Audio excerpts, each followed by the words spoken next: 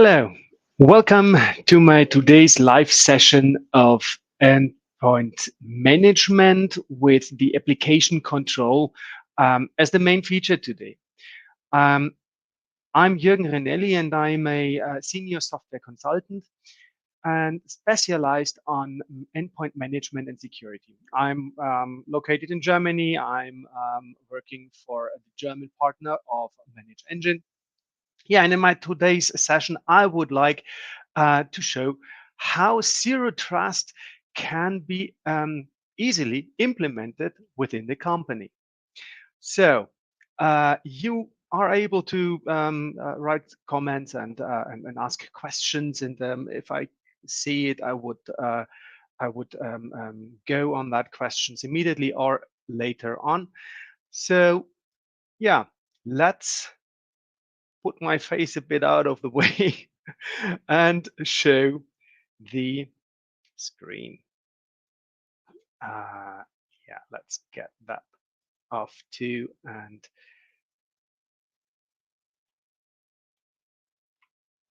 fine. I will show everything on with my preferred tool, the Endpoint Central from Manage Engine.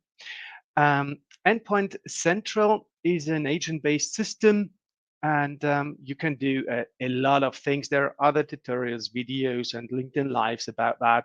So we will dig into application control. What do we mean with application control? What do we mean by saying we want to implement the zero trust? In this case, it is only about the applications, not about the device control and such. This as well belongs to zero trust, but here we go just on, we will focus on applications. So in order to implement a application management and go to a strict zero trust, this will take time. It is nothing you can switch on like that because there are hundreds of software and drivers and everything on that on different systems, and so you have to approach that step by step. And this is really easy done with app control from Manage Engine. So what do we have here? We do have, I just switched to the comment section, sorry. So, okay. So what do we have? We have, yeah, a dashboard. A dashboard, every system has a dashboard. It's needed. So in order to start, we have to create allow lists and block lists. So we just create an allow list and could say here, yeah, we name this list, I will name it whitelist. And we will search for some applications, WinRAR product name, we get that. And let's have another application too. Let's have the Mozilla, the vendor, and we will have, we just go on click on create. This is easy, an easy task. Yeah, of course, there's a bunch of software you need to search, but there is another place where you can sort it out easier later. You just start with that software, what you already know that it is allowed. Then, and we can create more allow lists. We can say this is a whitelisting for the normal customers, for the normal users. This is a whitelisting for the um, uh, um, financial department or such. So the next is, yeah, we will need a block list, and this I will call blacklist. Okay, and the same that we how we did it in with the whitelisting. I will choose the Opera. Everything what's about Opera, create about that browser. So we do have two lists. That's easy done.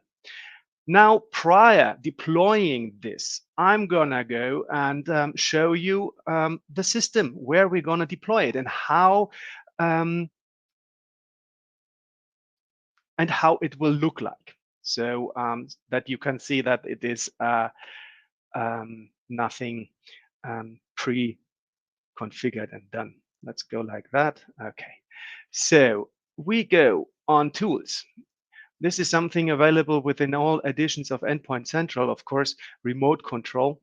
And I will go on that particular machine where I already, what I implemented within my testing environment. So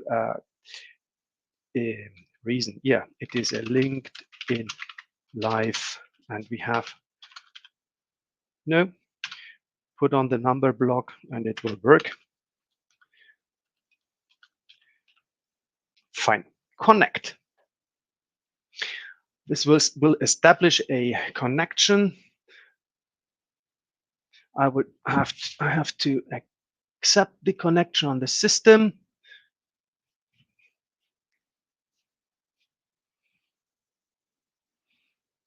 Fine. Bring that on your screen too. Here we are.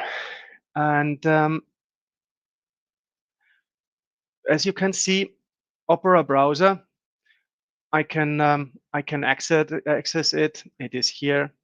And yeah, this we are gonna go, change now. Fine. So I'll close it and I'll get that down back. Get into app control and deploy it on that machine. So we just go on deploy policy associate. I have made already a special group for that test. So it is called application control test group. And we will associate those policies, the white and the blacklisting. And here now we can choose an audit mode and a strict mode. The audit mode allows me, allows every application except the blacklisted. And whatever is not shown on either of the lists will be shown in an unmanaged applications list. We will see that later. So then from that list, we will later on be able to choose in which list we want to move that applications. So within the strict mode, only the whitelisted is allowed. This is the nothing else will run. This is the strict mode. So I suggest just start with an audit mode in the beginning, and then get down after a while when you're safe, when you're certain that it is that you have chosen every software for accepted to run the systems can run. Then you can go to strict mode and you can deploy this policy on and for safety reasons to a test group, to a wider test group first, prior getting it out to all of the company.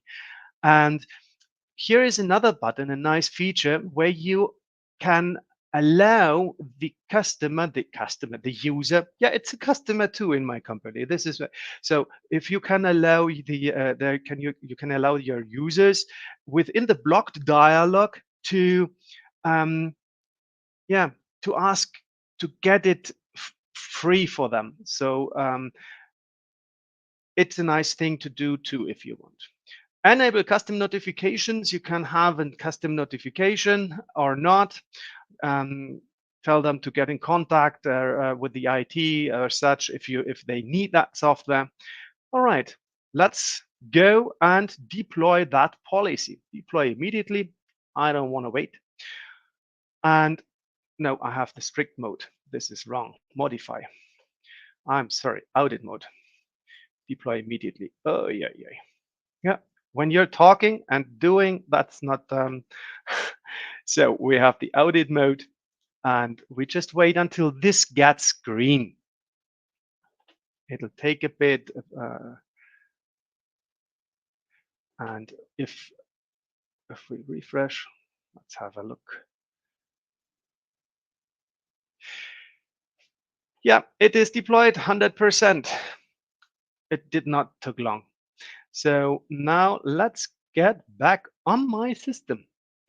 I'm gonna start that Opera and hopefully it will be blocked. Yes, the application has been blocked. Contact your system administrator. And I can see the details. I can, yeah, contact the IT. So it is really fast and easy to block the software.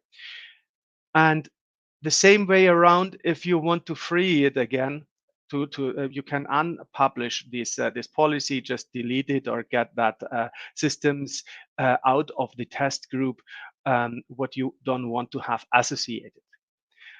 So that's the one thing about whitelisting, about blacklisting, how to deploy it. Easy task. And now let's have a look about the system view. Yeah, we have our systems here with associated groups and policies and applications groups again. Yeah, and now we do have the ability to click on here about the on the policy we already published. There you see the computers in that policy, and you have the application groups associated and the allowed apps, the blocked apps, and the unmanaged apps. It's a summarization within that group you deployed that policy. So you have unmanaged apps, and you can select them out from here too. You do not need to go and modify the white or black list within the application groups. You can go here, click on action, allow list, block list, or move to existing app group, because we do have existing app groups, so we can choose those. Yeah, allow list or whitelist. Yeah, whitelist, or I do only have the whitelist. That's why I do not have a selection. Cancel. So move to existing group. And the same, you have store apps, you have executables. It is categorized. And here in the last section, you would see a request for apps if you run in the strict mode. Next thing to do, just-in-time access. I might have a technician needed to work on that computer, or I might have a shared computer in some ways where today, because there's no other system to give to a user with a broken down system, I can allow him access to the applications with a policy with a fixed time frame on a computer and a specific, and it's an easy thing too. The next thing we can do is privileged management. What's that? Privileged management. Let's take it in other words. We all love to have every user in the company to be a local admin, right? No, we don't.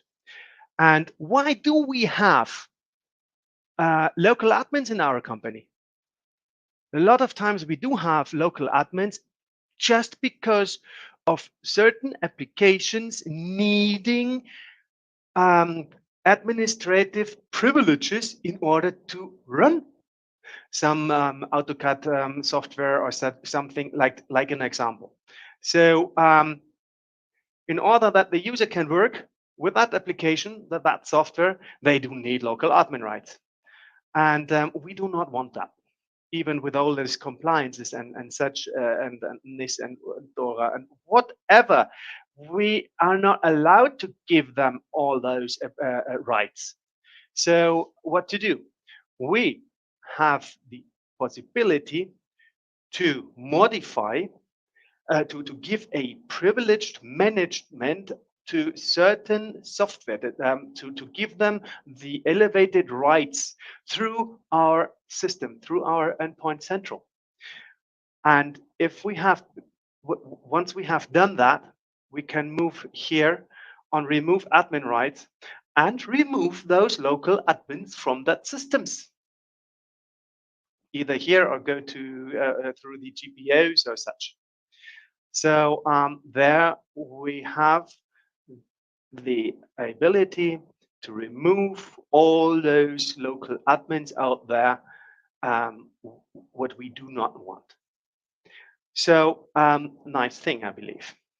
And yeah, we do have, of course, dashboards showing us the groups and how what software is non-verified publishers, most used applications and such. And of course, unmanaged applications. This is another way to get into the list. You just click on here and you will find all those unmanaged apps. Go through that and choose to give it on a white list and a blacklist or such. Fine.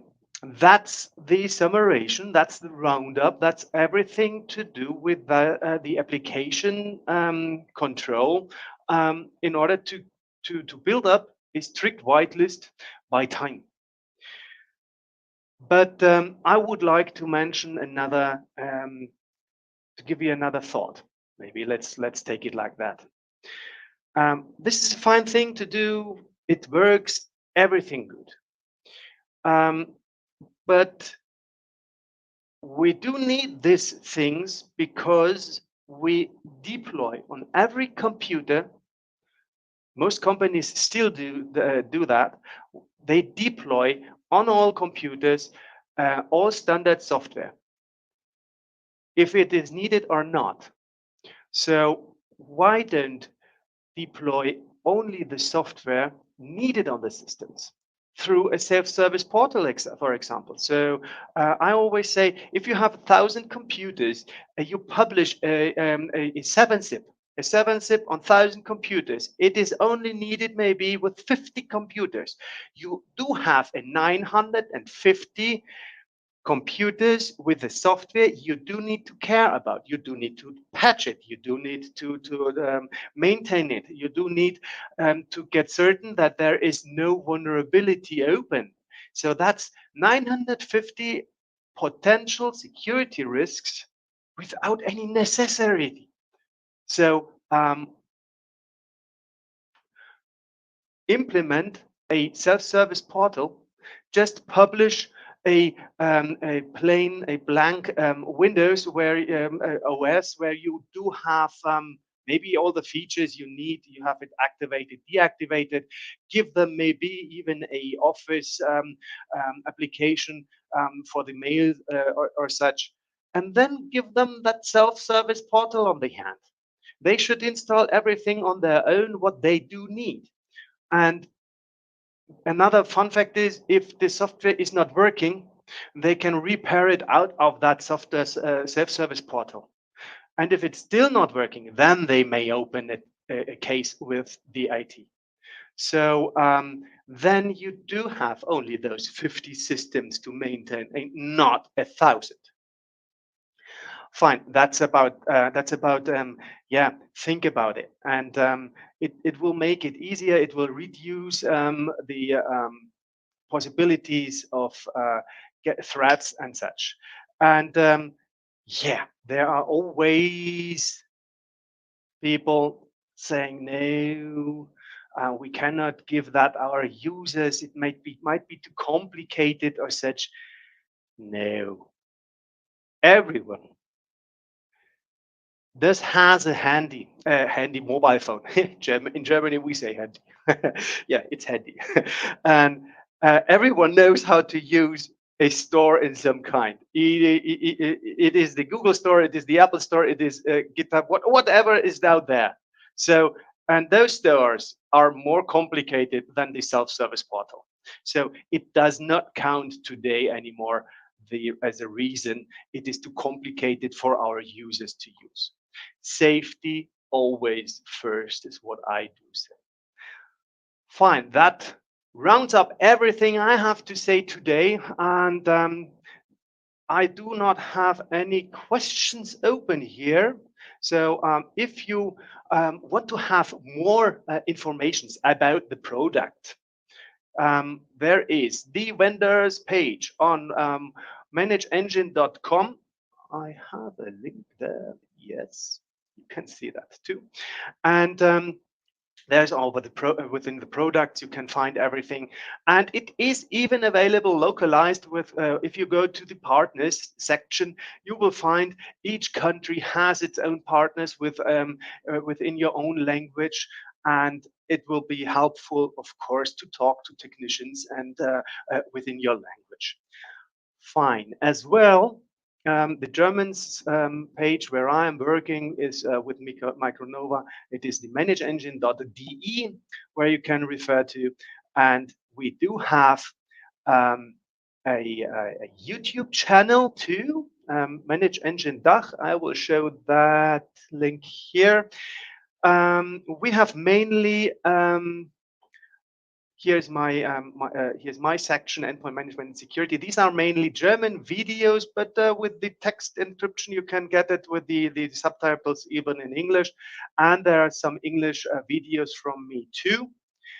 As well, you can follow me always on my LinkedIn channel, and just search for Jürgen Rinelli, and you will find there more resources and informations on ongoing security things or new features. Then there is another resource, jürgenrinelli.de or EU. This is this link. This is my own blog where I do have IT books. I have some small and funny to read ebooks about application control, what we already saw right now, about device control and software deployment and patch management. Um, these are in English and in German. Those ebooks, they're free. You do not have to pay anything. You do not even have to register as such. If you want them, view them. So that's everything about resources too. And thank you again for watching. Thank you for being here. And if you want to get in contact with me over LinkedIn, no problem at all. I'm here to help. Have a nice weekend, and thank you very much for being part of that LinkedIn Live.